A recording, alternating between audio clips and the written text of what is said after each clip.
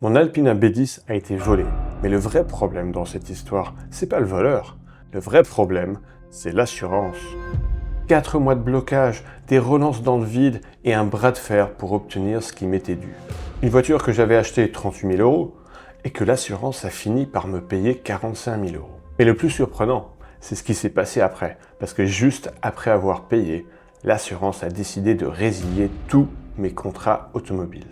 Alors comment une voiture volée peut-elle finir par rapporter plus que son prix d'achat? Et pourquoi une assurance décide-t-elle de se débarrasser d'un client juste après l'avoir indemnisé? Pour comprendre, il faut revenir au début. Je suis Alex Wagner et ici je décortique ce genre de situation. Le 28 octobre 2025, mon Alpina B10 disparaît. Devant un Airbnb à Chambray, dans l'Eure, où nous venions d'arriver le jour même avec ma femme et nos enfants. Pas de vitres cassées, juste 2 traces dans les graviers devant la maison. Et des bruits suspects vers 23 h qu'un voisin racontera le lendemain aux gendarmes venus constater.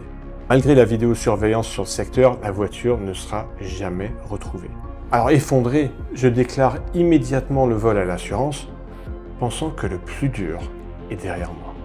En réalité, le cauchemar ne faisait que commencer. Mais il y a un autre aspect dont on ne pense pas tout de suite dans ce genre de situation, c'est ce que devient la voiture après.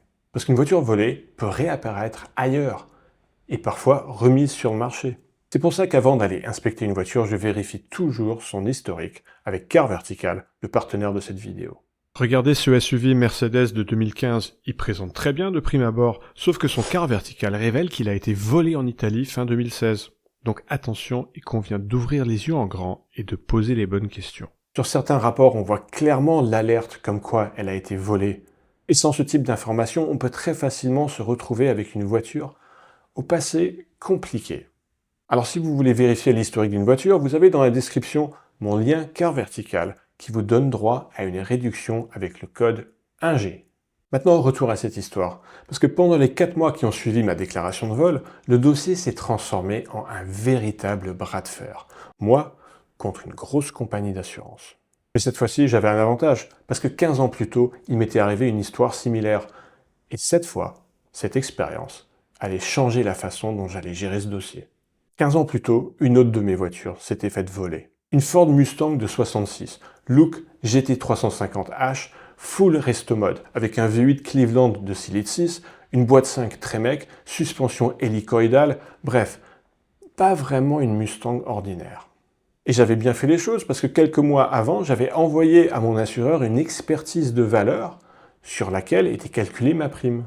Et dans ce dossier-là, mon assureur, AXA en l'occurrence, avait essayé de m'indemniser 30% en dessous. Contre-expertise sur papier, remise en cause de l'accréditation de mon expert, alors que AXA utilisait eux-mêmes le même expert. Et des soi-disant comparables de marché qui étaient complètement hors sujet par rapport à un resto mode de ce niveau.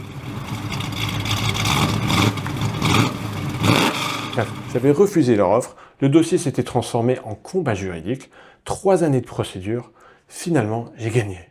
Mais cette histoire m'avait surtout appris une chose, dans ce type de dossier, si on laisse traîner, on perd du temps et souvent de l'argent. Avec mon Alpina, j'avais là aussi une expertise de valeur au dossier.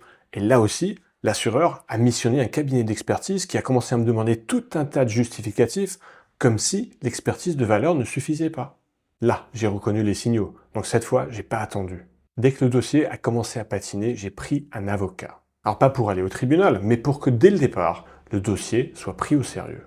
Et dans le cas de l'Alpina, cette compagnie d'assurance, c'était Allianz. Et là, mon avocat envoie une lettre recommandée assez musclée à l'assureur. Parce qu'il faut dire qu'on avait un point sensible sur ce dossier. Mon Alpina affichait 468 000 km. Ouais. Un kilométrage énorme qui aurait pu servir d'argument pour dire qu'une voiture comme ça ne valait plus grand-chose. Sauf que, dans ce cas précis, c'était tout l'inverse. Parce que la voiture avait bénéficié d'une restauration complète de plus de 77 000 €, facture à l'appui, donc elle était dans un état exceptionnel. Donc l'objectif du courrier d'avocat était simple, documenter tout ça de façon incontestable. Je vous montrerai les arguments en détail à la fin de la vidéo, parce que ça peut être intéressant si vous avez une voiture particulière, mais l'idée était simple. Premier point, quelques mois avant, l'assurance avait accusé réception d'une expertise fixant la valeur de la voiture à 45 000 €, et l'assureur avait ajusté ma prime en conséquence, donc revenir en arrière devenait pour eux très difficile. Deuxième point, on rappelle que la voiture est rarissime et on la documente. Historique complet depuis 91, dossier de restauration, rapport de garagiste spécialiste BMW, lien vers la vidéo d'essai sur 100 bornes avec attestation de l'un des gérants de la chaîne. Même la plus belle des séries 5 et cerise sur le gâteau, c'est une Alpina, c'est celle d'Alex et elle est neuve mais avec 450 000 km. On n'en revient pas. Salut Alex. J'ai 2 classeurs entiers de factures. Ok. Le précédent proprio, Cédric, qu'il a eu pendant 12 ans, tu sais pour combien il a eu de frais Facture dessus? d'entretien 77 000 euros. Regarde, mais parce que 77 elle a été restaurée. balles. Je te montre 2-3 photos de quand elle était avant la restauration. Merci, Alex, ouais. On dirait le Titanic tellement c'est pourri. Regarde comme c'est rouillé. C'était ma voiture avant. L'épave, le Titanic. Et enfin, on documente le marché avec une récente vente aux enchères chez Arcurial d'une Alpina B10 comparable à pile 45 000 euros. Autrement dit, c'était plus une discussion d'opinion, c'était un dossier factuel. Après cette lettre, on pourrait penser que le dossier allait se débloquer rapidement. Mais en réalité, il ne se passe rien. Les semaines passent, mon avocat relance une première fois, une deuxième fois, une troisième fois. Au total, plusieurs courriers, plusieurs appels. Et pendant des mois, Allianz ne répond pas. Silence radio. Puis enfin, une réponse arrive, mais pas celle qu'on attendait. Allianz tente de déduire 20% de TVA de l'indemnisation, alors que dans ce dossier, une telle déduction n'a simplement aucun fondement. Donc on repart pour un nouveau combat, avec cette fois un courrier de mon expert comptable à l'appui. Encore plusieurs semaines. A few moments later. Et finalement, après des mois de résistance, le dossier se débloque. Un jour, je reçois un SMS. Alors pas de mon avocat, pas de la banque, mais de l'assurance. Je l'ouvre. Le message annonce un virement de 45 000 euros et quelques jours plus tard, le virement apparaît sur le compte. Pour une voiture que j'avais achetée 38 000 euros 2 ans plus tôt. Alors évidemment, j'aurais préféré garder la voiture, mais au moins l'expertise de valeur a été respectée. Je pensais le dossier enfin réglé, mais c'est là que l'histoire prend un dernier tournant. Quelques jours après le paiement, je reçois un mail de Allianz. Il m'annonce la résiliation de mes 5 autres contrats auto. Tous.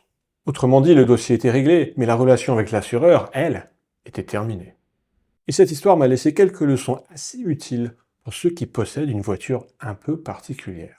La première, c'est de faire expertiser la voiture. Parce que sans expertise préalable, la valeur devient une discussion. Avec une expertise acceptée par l'assureur, la base de discussion devient déjà beaucoup plus claire. Le deuxième, c'est de documenter la voiture. Historique, facture, photo, tout ce qui permet de montrer comment est réellement la voiture, surtout si elle sort un peu de l'ordinaire. Et la troisième leçon, c'est de ne pas hésiter à se faire accompagner. Dans ce dossier, mon avocat, un passionné d'automobile à Reims, qui s'appelle Maître Hupsch, m'a coûté 3 300 euros. Et sur un dossier à 45 000 euros, l'enjeu justifie la dépense. Si vous avez déjà eu une expérience similaire avec une assurance, j'aimerais bien vous lire dans les commentaires. Évidemment, cette histoire m'a aussi amené à réfléchir à une autre question. Comment éviter qu'une voiture comme ça disparaisse? Ce qui m'a conduit à équiper mes 5 autres voitures par un dispositif anti-vol qui m'a été recommandé par les gendarmes. Je vous montrerai comment ça marche dans une prochaine vidéo. Et si vous voulez voir exactement ce qui s'est passé le jour du vol de mon Alpina, je vous mets la vidéo ici.